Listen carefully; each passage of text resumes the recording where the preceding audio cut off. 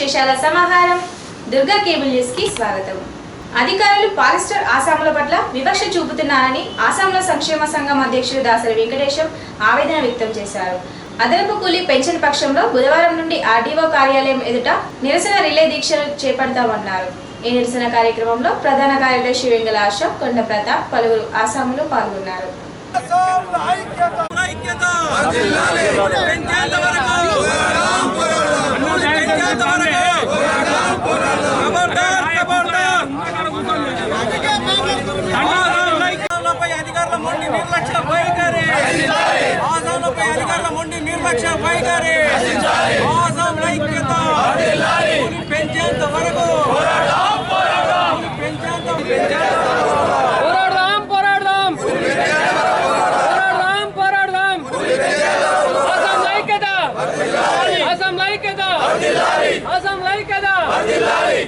గత 10-12 రోజుల నుంచి చేస్తున్నటువంటి ఈ సమ్మె ఈ రోజు వరకు చూసినట్టు పూర్తి స్థాయిలో ఈ ఆసాములందరూ ఆవేశాలకు గురై ఈరోజు పూర్తి స్థాయిలో నిర్ణయాలు తీసుకోవడానికి ముందుకొస్తున్నాం. ఎందుకంటే అధికారుల నిర్లక్ష్యం వల్లనే ఇలా ఏడీ గారు కానీ దానికి సంబంధించిన అధికారులు కానీ దీన్ని కాలయాపన చేస్తున్నందున రేపటి నుంచి ఇక్కడ రిలే దీక్షలు చేస్తామని మేము ప్రకటిస్తున్నాం. దీనికి పూర్తి స్థాయిలో వినకుండా కూడా అమర్యాద చేయడానికైనా మేము ముందన్నామని ఆసాంల పక్షాన మేము డిమాండ్ చేస్తున్నాం. నాయకులు కానీ చొరవ తీసుకొని ఆసాంల యొక్క న్యాయమైన డిమాండ్లను నెరవేర్చడానికి ముందడికి రాకపోవడం ఇది ఒక శోచనీయం. మరి ఈ ఆసాంలను దృష్టిలో పెట్టుకొని మరి ప్రభుత్వం ఏం చేస్తుంది, కార్మికులకు కూడా 15,000 జీతం కావాలని చెప్తుంది. కానీ ఆసాములు కూడా పెట్టుబడి పెట్టినందుకు ప్రతి వ్యక్తికి ఒక 30,000 రూపాయల ఆదాయం చూపించాలని ప్రభుత్వాన్ని మేము కోరడం జరుగుతుంది. ఆసాంల పక్షాన ప్రతి డిమాండ్ను న్యాయబద్ధమైనవి కాబట్టి ఈ నెరవేర్చడానికి ప్రభుత్వం కృషి చేయాలని మా ఆసాంల సంఘం పక్షాన మేము డిమాండ్ చేస్తున్నాం. ఆసాంలు రోడ్డున పడి అన్నమో రామచంద్రాన్ని యజమానులకు మొరపెట్టుకుంటే యజమానులు కూడా స్పందించకపోవడము, మరి అదేవిధంగా ప్రభుత్వ అధికారులు కూడా దీన్ని చొరవ తీసుకోక కాలయాపన చేయడం దురదృష్టకరము. మరి మేము గతంలో కూడా మంత్రి గారిని కోరుకున్నాం ఒకటే, అయ్యా మీరు ఇక్కడున్న యజమాని వర్గము నీచ మరీ ఒక దారుణమైన వర్గం కాబట్టి ప్రత్యామ్నాయంగా మాకు భవిష్యత్తు పౌరులు నడిచే విధంగా ఆలోచించాలని చెప్పడం జరిగింది. దానికి ఆర్వీఎం కూడా యజమానులకి ఆసాంలకి వేయాలి నేరుగా. అదేవిధంగా ప్రభుత్వం మ్యాక్స్ సొసైటీలకు 50 లక్షల రుణం ఇవ్వాలి. ఎందుకంటే రాబోయే రోజుల్లో ఇక్కడున్న పాలిస్టర్ వస్త్రోత్పత్తిదారులు మమ్మల్ని పూర్తిగా నడి రోడ్డున పడేసి భిక్షకర్త చేసే పరిస్థితి ఉంది. కాబట్టి మరొకసారి ఈ 50 లక్షల రుణం ఇస్తూ, మరి అదేవిధంగా సొసైటీలను ఇక్కడున్న కొంతమంది చాలామందికి సొసైటీలు లేవు, యజమానుల తొత్తులో ఉన్న వాళ్ళను కొంతమందిని పేర్లు ఇచ్చి వాళ్ళు సొసైటీలు చేసుకున్నారు. మరి దానికి వ్యతిరేకంగా మా సొసైటీలు మాకు కావాలని, అదేవిధంగా మరి ఇవాళ జరుగుతున్న ఈ సమ్మెకు యజమానుల తరపున వాళ్ళు ప్రాతినిధ్యం వహిస్తారా, మరి ఆసాంల తరపున ప్రాతినిధ్యం వహిస్తారా అధికారులు? దీన్ని చొరవ తీసుకొని కూలీ అదేనైతే ఒప్పందం కూలి ఉన్నదో గత 20 సంవత్సరాల నుంచి ఉంటుంది, మరి ఆ కూలీని అమలు చేయాలి. ఒకవేళ అమలు చేయకపోతే రేపటి నుంచి నిరాదీక్షలు ప్రారంభమవుతాయి. అదేవిధంగా అమలు దీక్ష కూర్చోవడానికి కూడా మేము సిద్ధంగా ఉన్నాం. కాబట్టి అధికారులు ఇప్పటికైనా చొరవ తీసుకొని ఈ సమ్మెను ఉద్రిక్తం కాకుండా, మరి ఈ సమస్యను పెద్దగా కాకుండా చూడాలని ఈ సందర్భంగా వారిని కోరుకుంటున్నాం. ప్రజలకు ప్రభుత్వానికి మధ్య వారధిలా పనిచేయాలని టెస్కాప్ చైర్మన్ కొండూరు రవీందర్రావు అన్నారు. గాంధీ చౌరస్తా వద్ద మన తెలంగాణ అంబేద్కర్ సంఘం కార్యాలయాన్ని ప్రారంభించారు. ఈ కార్యక్రమంలో వ్యవసాయ మార్కెట్ కమిటీ చైర్మన్, టీఆర్ఎస్ పట్టణ అధ్యక్షుడు Jindam Chakrapani, municipal chairperson Samala Pavani, CESS vice chairman Lagishetti Srinivas, Gambhiraopet MPP Ganga Sayavva, మన తెలంగాణ అంబేద్కర్ సంఘం నాయకులు రాగుల జగన్, కంసాల మల్లేశం, గజ్జల దేవరాజు తదితరులు పాల్గొన్నారు.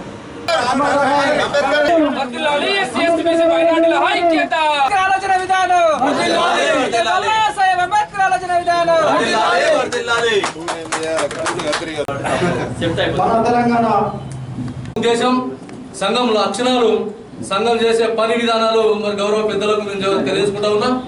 మరి ముఖ్యంగా 40 ఏళ్ళ 60 ఏళ్ళ చరిత్రలో మరి ఏ గవర్నమెంట్ కూడా మరి ఎస్సీల పట్ల, బీసీల పట్ల, అనగారిన వర్గాల పట్ల ఇంత ప్రేమ ఏ గవర్నమెంట్ చూపలేదు.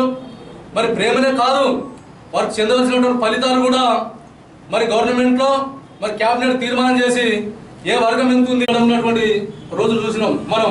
మరి అట్లాగే ఈరోజు అంబేద్కర్ సంఘంలో మేము కూడా సమానము, మేము కూడా భాగస్వాములం అని చెప్పి మరి మన వాళ్ళందరూ కలుపుకొని సంఘం ఏర్పడి గవర్నమెంట్ చేసే కార్యక్రమాలు ప్రజలకు చేరువేయాలి ఈ సంఘం ద్వారా అని చెప్పి దేవరాజు గారికి, నాకు మరి గౌరవ మల్లేశం గారికి కూడా హైదరాబాద్లో చెప్పడం జరిగింది.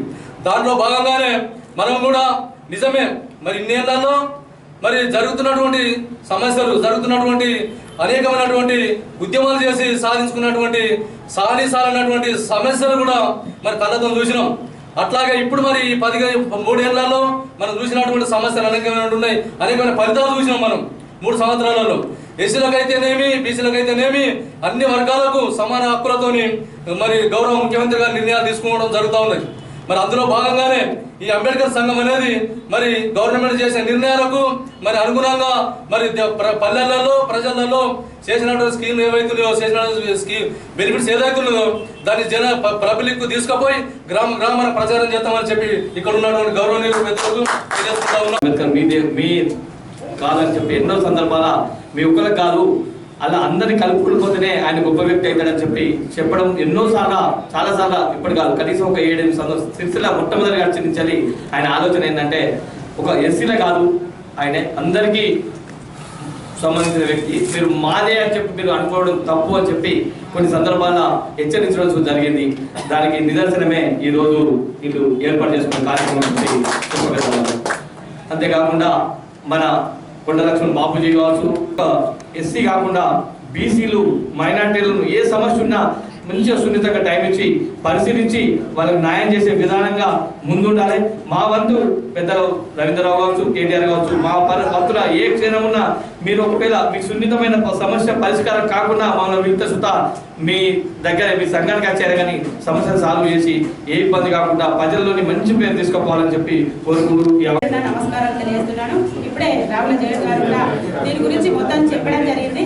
ఎందుకంటే ఇంత మంచి కార్యక్రమం ఎప్పుడు కూడా జరగలేదు. మనం ఇప్పుడు మొదటిసారిగా మన జిల్లా వచ్చిన తర్వాత మన తెలంగాణలో మన రాష్ట్రంలో మనం అన్ని కులాల ద్వారా మనం చేసుకున్న దానికి మనం ఖచ్చితంగా ఇలానే స్ట్రిక్ట్ గా ఉండి మన ప్రతిపక్షాలను కూడా ఎదుర్కొనే పార్టీగా ముందుండాలని రావుల జయాన్ని కోరుకుంటూ ఇంకా మన ఆధ్వర్యంలో ఈ అంబేద్కర్ సంఘం ఇంకా డెవలప్ అయి ఇంకా అందరికీ సేవలు అందించే విధంగా ఉంటుందని కోరుకుంటూ ఈ అవకాశాన్ని మిత్రులకు రాజకీయ ప్రజాప్రతినిధులందరికీ ప్రతి ఒక్కరికి కూడా నమస్కారాలు.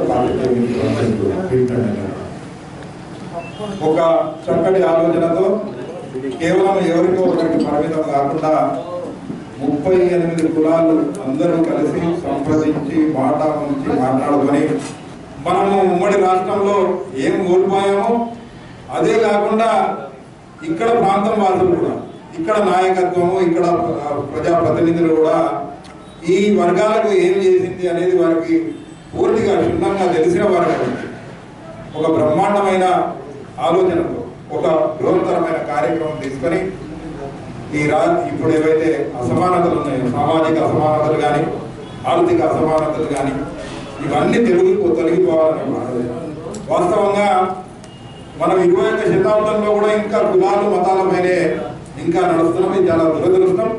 అంబేద్కర్ గారు ఆనాడే ఇది గ్రహించి వారు నేను ఒక ఈ దానికి హిందూ మతానికి చెందిన వారినో ఇంకోనో కాకుండా బౌద్ధం ఏదైతే గౌతమ బుద్ధుడు బోధించిన వారి బోధనలకు ప్రేరేపితుడై ఇవాళ యుద్ధం కాదు, వాళ్ళు విమర్శ చేస్తే అది కరెక్ట్ గా కాదు ఏదైతే ఉన్నదో దానికి సరైన జవాబు చెప్పి ఇది ప్రభుత్వం చేస్తున్నదనే మాట మాట్లాడాలి తప్ప మనం ఎవరితో ఘర్షణ అవసరం లేదు, ఎవరితో భేటీ అవసరం లేదు.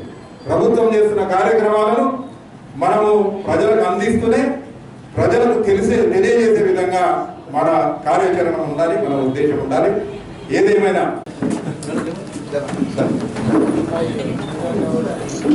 మండుతున్న ఎండలు ఓ నేత కార్మికుడి ప్రాణాలను బలిగొన్నాయి. తంగలపల్లి మండలం ఇందిరమ్మ కాలనీకి చెందిన తౌటం సోమయ్య అశోక్ నగర్ లో కాటన్ మరమగ్గాల కార్మికుడిగా పనిచేస్తున్నాడు.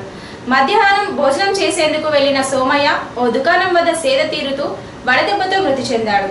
మృతునికి భార్య సుగుణ, 2 కుమారులు, ఓ కూతురు ఉన్నారు.